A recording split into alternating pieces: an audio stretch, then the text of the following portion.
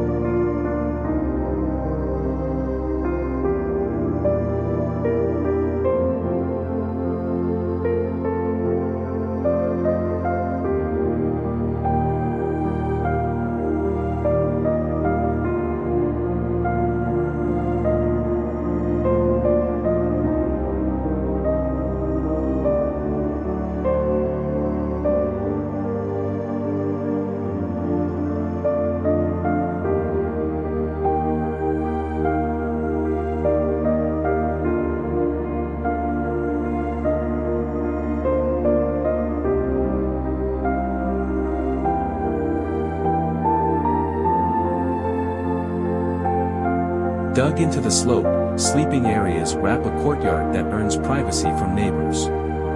The family gather space is a concrete pavilion that connects the courtyard to the distant view beyond. A thin steel shed roof pitches up to open the interior to the south sun and view to the ski runs on the mountain. Built with double 8-inch concrete walls fitted with foam insulation between extends up to the roof on the low side. Clear-story windows enclose the triangular space between the roof and concrete walls.